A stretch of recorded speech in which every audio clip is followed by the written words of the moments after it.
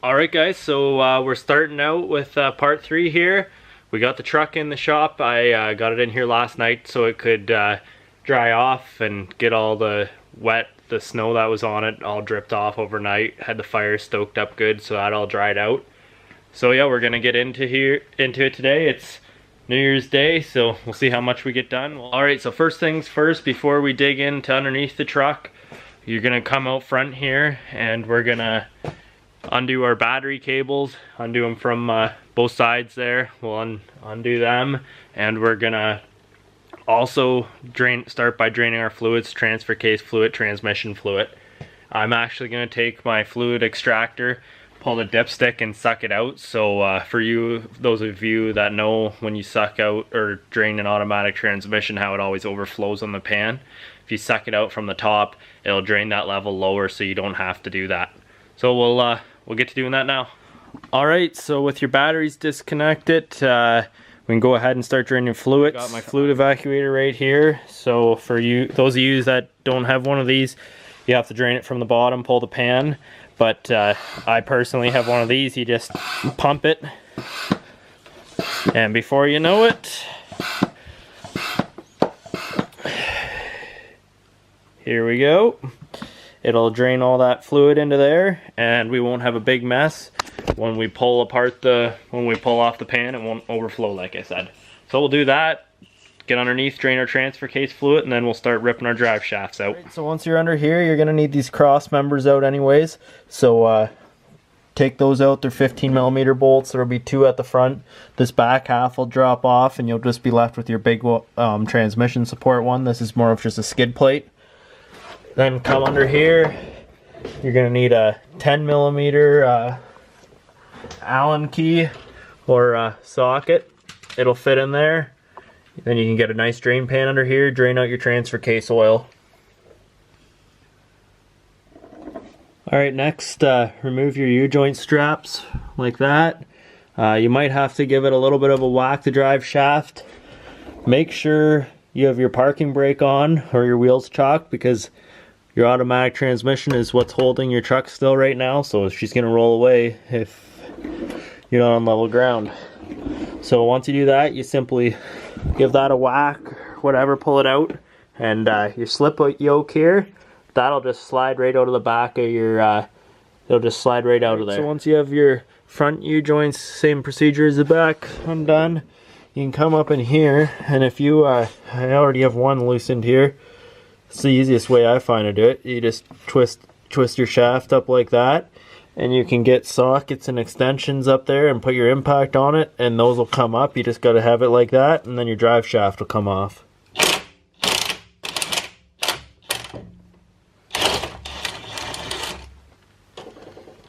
Alright, so next undo your transfer case linkage there. That'll just pop off with a flathead screwdriver. Then come up top here.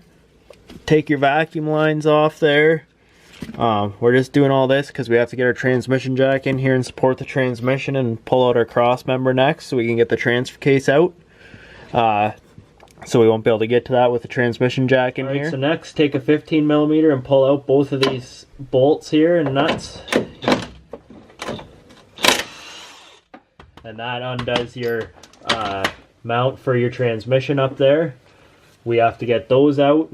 And then take a 15mm and go up through your frame here, and a 13mm you're going to need on the back, and undo. There's 4 on each side of your mount you have to undo, and that transmission mount will come loose. And then we have some more stuff we'll get to up in here, and then make sure you support your transmission too, and then we can get to taking this mount out of here. So we'll go under here, take off this 15mm here. It's handy if you have a ratcheting wrench, or you can get your ratchet in here with a shallow socket. Undo those, and obviously you have those 2 other ones done underneath with your transmission support. Then you can grab this, give it a yank. Your transmission mount will come out there. Obviously you're supported up there. This is loose now. We can start to take off these next 4 bolts right here. They look to be 15mm also. I'll test right now. Nope, they are bigger than 15. We'll cut back here anyways, take those off. that'll come out, and then we can unbolt our transfer case, and then we'll get to pulling this cross member out. Alright, so take your hammer and whack up here. I'm not going to do it because it's loud on the camera. I already whacked it on one side. Leave the one side down, and you can see this cross member will come loose there, and then you come towards the back and your frame gets bigger and it'll pop right out. Alright, so you'll hit your transfer case on the other side, but just keep moving this. Oh, there you go. She drops right out of there. So take off, once you have that cross member out, then you can twist this, slide it ahead, and you can get that transmission mount out of there. And then you can leave all this together and pull your transmission transfer case out as one. I have to change the input shaft in this transfer case, so we're gonna pull it out as we're gonna pull them out separate just to make everything easier. So take a 15 millimeter, or a 14 millimeter I should say, wrench, and pull out all six, 1, 2, 3, there's 6 studs. Pull out the nuts off of them. There'll be a nut and a washer on it, or a nut with a washer built into it. I'll show you here.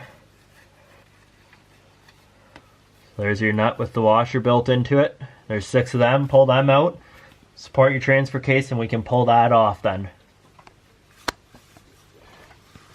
Alright, so we're just lowering the transfer case down now. It's not too bad to balance just on a floor jack here since we're using the transmission jack up there.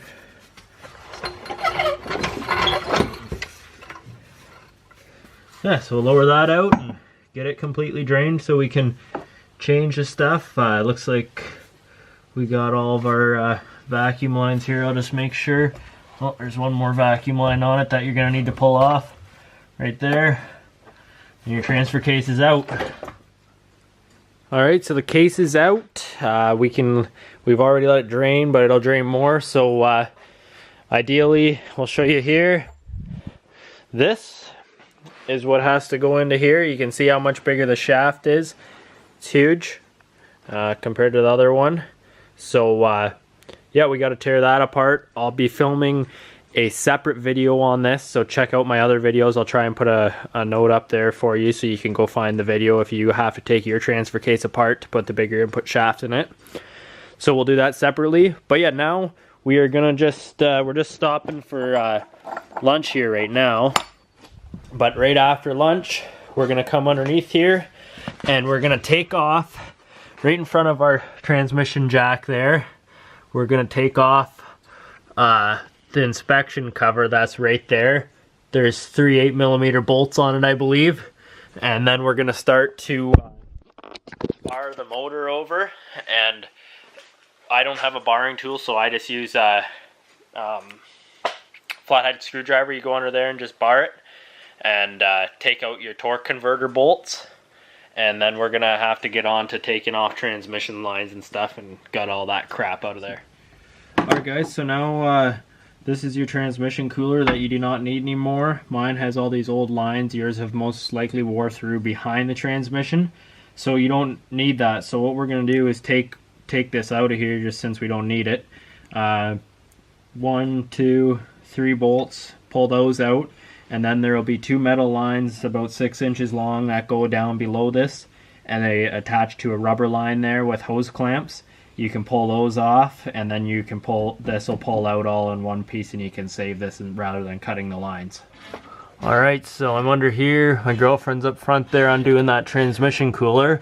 So your lines should go through here completely, but mine were broke and somebody had rubber over them attached and they leak, and I try and tighten them up, but anyways, as you can see, it's a nightmare, so I'm glad those are gone. So you can either try and save your lines. Most likely you're going to need new ones on a truck this old anyway, so I would just cut them. So I'm gonna cut these. I'm just gonna take off these rubber hoses right here and cut them and let them drain out. They run up here to the side of your block to this cooler that you can take off. I will be taking that off down the road, but if I can get to those up there, I'm gonna take them off. As you can see, that thing's rusted through pretty well. So I'm going to take off those there. I might just cut them for now. And then they run around here and go up to the front to that cooler on the other side. You can gut all those lines. Alright, so on the bottom of your bell housing here, you got to take off your inspection cover. They're 8mm bolts. I already got 2 of them removed. The third one, once you pull it down, it'll access your torque converter and your ring gear on your flex plate. You have to, if you don't have a barring tool, you can take your flathead screwdriver in there and rotate the motor over until we can remove the torque converter bolts. Alright, so next come underneath your the back of your motor here, and there's an inspection cover right there. You pull those 2 10mm bolts off. There's a spot for a barring tool here, which you don't have to pull out if you don't have one. I pulled it out just to see. Anyways, take a screwdriver, put it in the flywheel there, and or your flex plate, and roll over the motor until you feel a bolt up in there. And then I'll try and look in there. I can't even see in it. So anyways, in there you pull out the bolt off your torque converter. I'm pretty sure there's 6 of them, so go around, pull out all 6, and then we'll start to pull the transmission apart. Alright guys, so I had to cut those lines there, but you can start by removing your shift linkage. There's a 18mm nut there. This will pop up, and you can get that out. We'll slide off the end there, get rid of that. Then you're left with your linkage there. I'm going to get that out after the transmission's out. Actually, no, I'll do it now because it'll be a pain to get out. So the flex plate bolts are out, all the torque converter bolts, and then to get your linkage off, you have to pry off. This is where it comes through your frame to there. You have to pry that off, and you can gut all that because you won't need any of that shift linkages anymore. And yeah, make sure all your wiring connectors are undone, and then let them hang down or tie them up however you feel is best. And then we can get over here and we'll start undoing our bell housing bolts here. I think there's 6 of them. We'll undo them, and you also have your TV cable here behind your one linkage here. It has a spring on it. It'll pop out right here, and it just pops out right here, and you can get rid of that. Also, there, it's popped out there. You can get rid of that. Also, it goes up and attaches up at your throttle up there. So yeah, we'll finish getting this shift rod out of here, and then we'll start pulling those bolts and get the transmission split here. Alright guys, so we got our impact with a long extension and a 14mm pivot socket. I actually just bought this. So we got 1, 2, 3, 4, 5, I believe there's 6 bolts that go around your bell housing here. They're 14mm, and we're just impacting them off. I'll do one here. So you just got to remove those, and once you have those all removed, there's one that the bracket for your transmission dipstick goes over top of it. You can pull out your transmission dipstick and get that to the side, make sure everything else is apart, and then we'll try and pull the transmission off. We're going to ratchet strap it on. So I'll remove this one here. They're not too tight a torque. I think they're around 45 foot-pounds or so. And you'll get bolts that are, I don't know, 1.5 inches long or so. And yeah, get those removed and we'll be back with you. So, there's our dipstick tube out. Just got all of our bolts out. I got this transmission ratchet strapped here really tight. And basically all we have to do now is pull it backwards. Get it off. There, so this is why I got rid of the flex plate first, or undid the torque converter bolts, so this would happen easier. Here we go. There we go. Goodbye Dodge Automatic.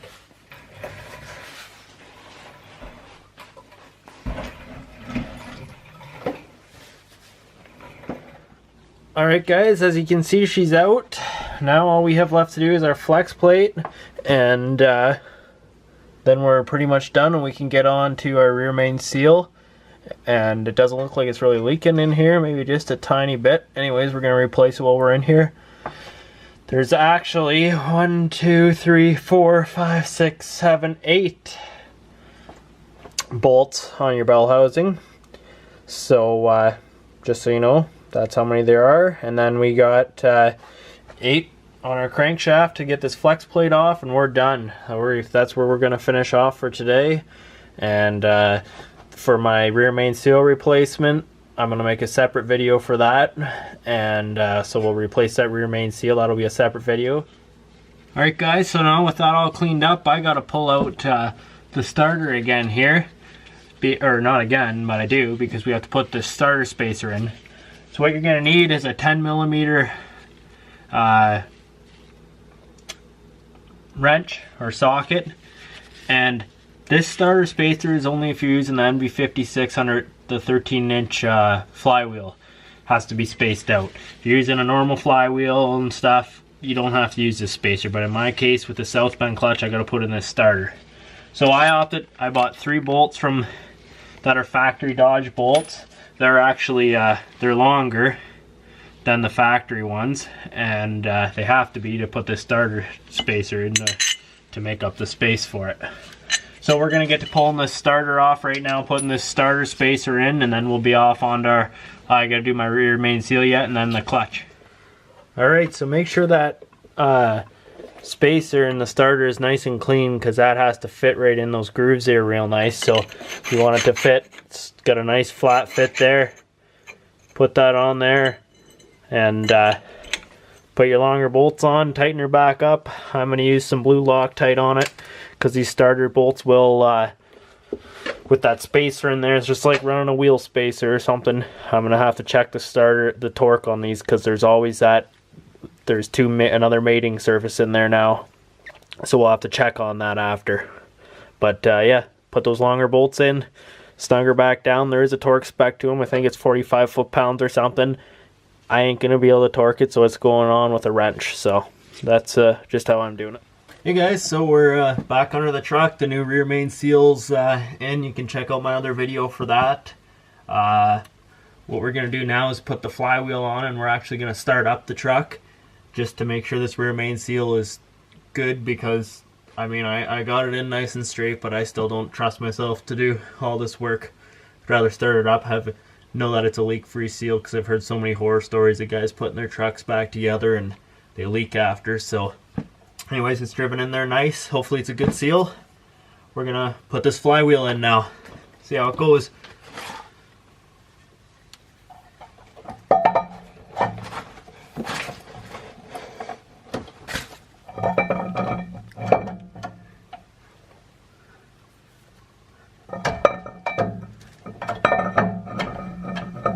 Alright, so our flywheel's in there. I blue Loctited all these. It says that it's recommended. So snug them all down by hand. Get the flywheel in there nice on the end of the crank. Then your torque spec's 100 foot-pounds for this. So go ahead and torque those cross pattern, and that's what we'll do now. And then we'll get to putting on our clutch discs and aligning it. Alright guys, so we're putting the clutch in now. We got it all cleaned up. Make sure you have everything spick and span. We got that really clean. I tacked it about 6 times with paper towel, just until you see no black on it when you're coming off. So if you're putting in double disc clutch, flywheel side, it'll be labeled. You put that towards your flywheel, obviously. Set that in there. Then you take your intermediate plate here, and you gotta line this up with how it's painted. So there'll be a red mark like right here, and then there'll be one on our intermediate plate here too.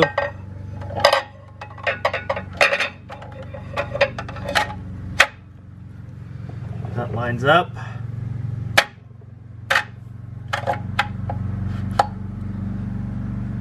And then next, I'm going to clean this since I've been touching it. Might be a little thorough, but I'm going to clean it again. And then put your other clutch disc on, and put your alignment tool in. We'll do that now.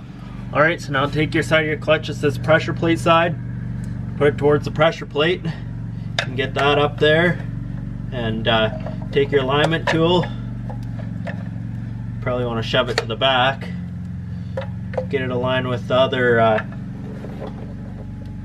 clutch disc here too. And get that into your pilot bearing there. I think we're in now. And next we'll grab our pressure plate and put it on and start evenly tightening it down. Alright, so now take your pressure plate and line it up on the red mark again and put it in there. Alright guys, so our clutch is in there. You want this, you don't want to have to grab this with pliers to bring it out, because you're using this to slide your transmission in on. You want it to slide nicely. So you want it to slide in and out like that, like it slides real nice. In and out. 2 fingers at least, not really squeezing. You can just grab it like this and slide it out. That's what you want. So we slowly went around, about 2 turns on each bolt, just kept going around, all the way around. Took me about 10 minutes or so probably to get this in nice and flush. Now you got to torque these pressure plate bolts. Some specs say 20 foot-pounds, some say 40, some say 45. I'm going to do them at 45. So these are strong bolts, and I don't see why I can't do them at that. That's the Dodge spec, so that's what I'm going to do. Alright guys, so we got the transmission under the truck here. Because you know we got the clutch in and everything. Clutch fork's in, and pivot ball there. You got to make sure that clutch fork is the right way. Before we do that though, we got to get not too carried away here and get some wiring done. So on you'll find this three wire plug underneath your truck here, and it came off of your old neutral safety switch. I'll try and get zoomed in here. The sun's not cooperating with me. It's coming right in the window right now. Alright, so there's your plug. I've already cut off the middle one, the black with the white tracer. So that middle one's for your clutch safety switch. So all it does is ground your starter. So all you got to do is run it up to your neutral. You can either ground it to the frame somewhere, put it to ground if you don't want your clutch safety switch to work. But if you do, like me, you run that up. You got to run a black wire or whatever up to one side of your clutch safety switch, and then ground the other side of your clutch safety switch, and that will make it work, make your clutch safety switch work. The other 2 wires here are for your reverse lights. It doesn't matter which one, because it's just completing a circuit. So I was gonna swap this whole PCM harness, but I heard a lot of horror stories of guys swapping them and then nothing working and having issues swapping it back, and everything works fine. I already started up the truck to let it build oil pressure, just to make sure it wasn't gonna leak oil all over with that new rear main seal in, and there was no lights on the dash, surprisingly. I couldn't believe it. So anyways, yeah, you got to take these 2 wires. I just put some heat shrink butt connectors on it. I just cut the actual harness. You need this plug right here, and that goes to the top of your transmission up there for your backup lights. All you got to do is take these 2 wires here, and once I have this plug cut off right here, you just gotta connect those and you're done. And then that middle one you run for your clutch safety switch. Alright guys, we're ready to go. Make sure you have your dowels in. Mine are still in my motor right there and there.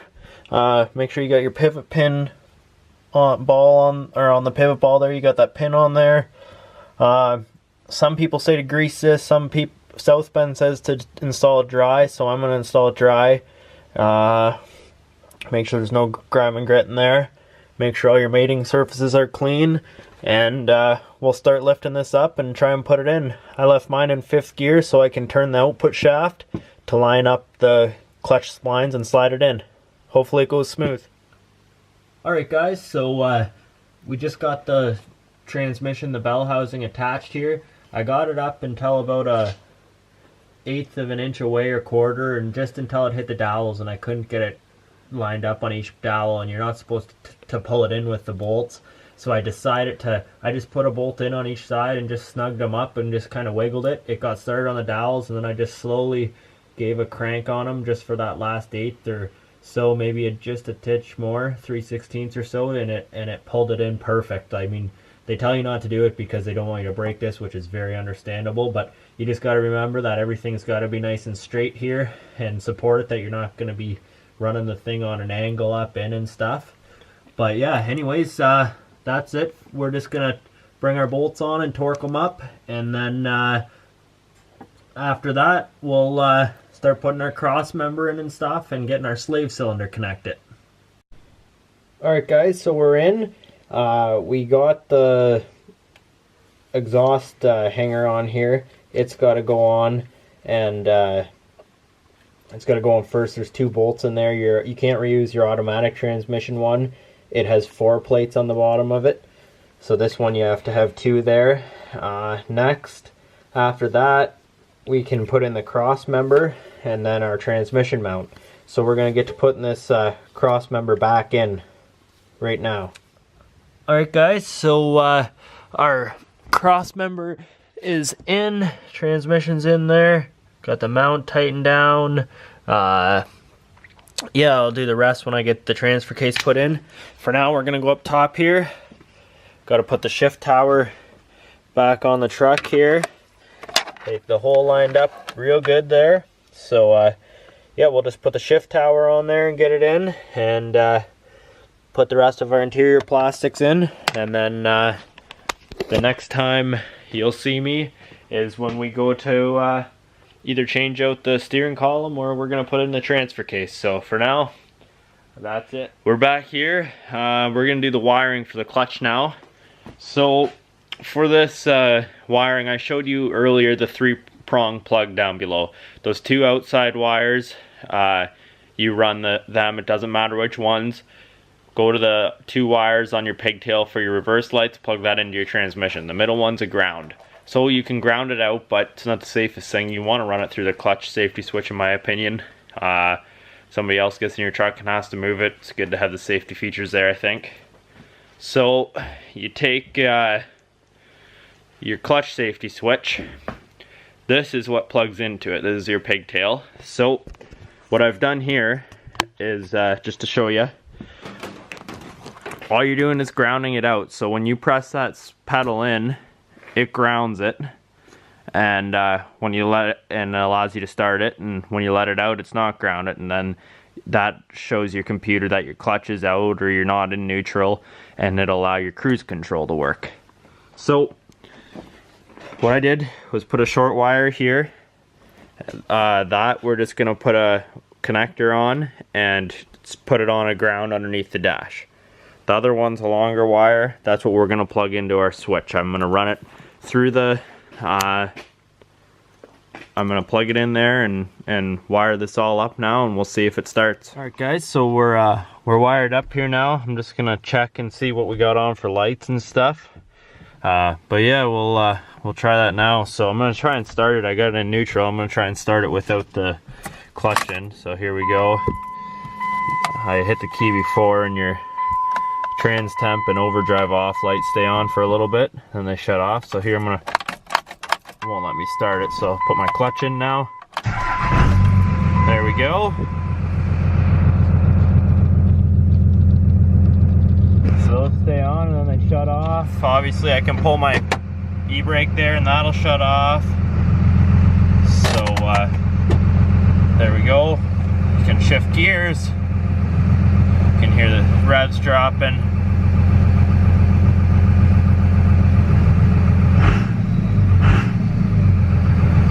There we go, sweet.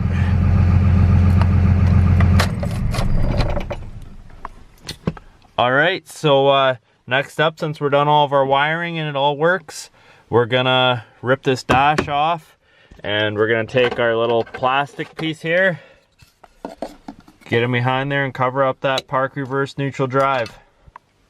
Alright guys, so pull off your dash bezel there. It just pulls right off. You have to put your shifter down.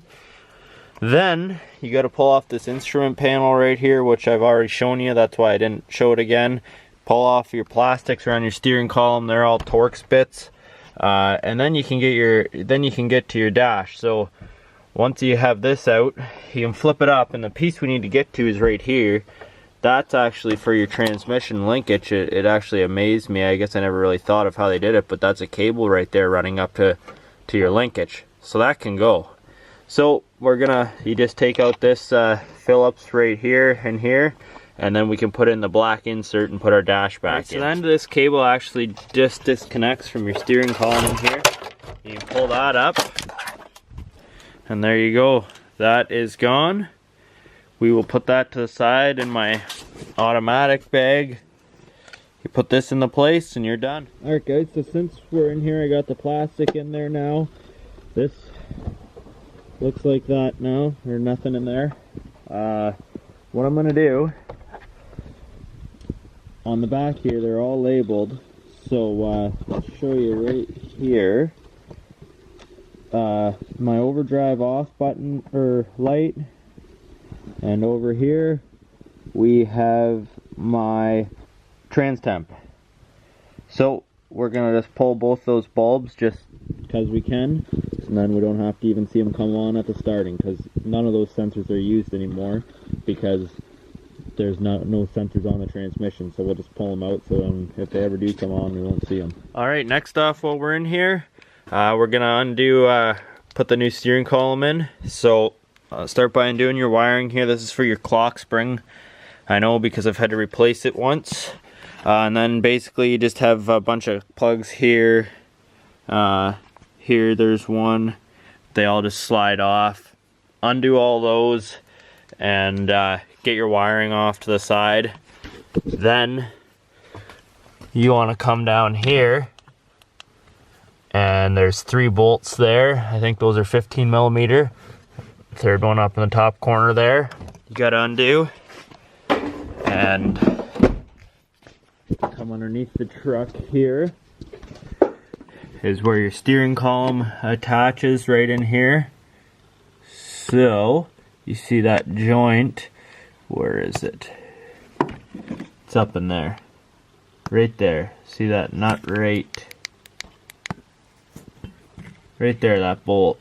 I think that's a 15 millimeter also. You gotta undo that, and then your steering shaft will slide right out of there. Alright guys, we got it out. So I forgot that on the manual transmission you don't have any of this stuff. So I forgot that you had this linkage here. I pried and I could not get it out. Finally, I took my torch underneath the truck, just a propane torch, and just went on there for, I don't know, 10 seconds or so, just so that plastic bushing would heat up. Smoked a little bit, then I just grabbed it, popped it off, yank that through, you're done. Switch everything over to your manual column, slide her back in. Alright guys, so this is about all I'm going to film for the steering column part. I'll let you figure that out yourself, but just because it's going to take too long. But basically you need a puller for these, or you can whack it off with a hammer. I put my 3-jaw puller on it and then gave it a couple whacks and it came off. But to get these out, to get your key switch out, because I want to use my key switch in here, the old key switch here out of the parts truck, they have these safety, the little tips in the middle of the screws there. See if I can get to focus here. See those little tits? So what I figured out, I don't have those torques, but I have regular ones. So you just take a little drill bit here, and you can just get it in the edge here, and just give it a twist, and it'll break this little nub out of the middle. There, that broke it right there. So once you have it broke, then you can get in there with a flathead and just give it a couple shimmies. It'll come out. I already did this one. It'll look just like that, and you can use a regular Torx on it. Alright guys, so I got the whole steering column in here, the new one. It's an upgrade for me. It might not be for you, but I got tilt steering now, which is awesome.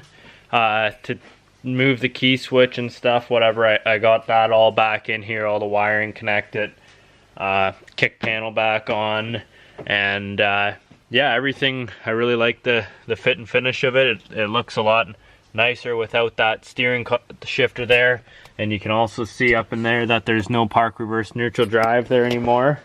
So yeah, we're all done there. I forgot to say that there's 2 more bolts up in here that hold your steering column on, but yeah, that's everything there. So for the interior, we are done, and for the wiring we're done. For basically everything we're done. I'm just gonna cover up those plugs underneath with some silicone or something so they don't get corroded, all the automatic transmission stuff. None of the lights stay on in there. The trans temp light comes on when you have your key on, but once you start it up, it goes off. So I can live with that. And yeah, we'll get to putting the transfer case in here next and drive shafts, and we'll get to getting this thing on the road. I have to drive about an hour to the Dodge dealer to get a circlip for the transfer case tomorrow, and I'm going to get a transfer case saver for the back of it, and we'll get to throwing that back in, and we're done the swap.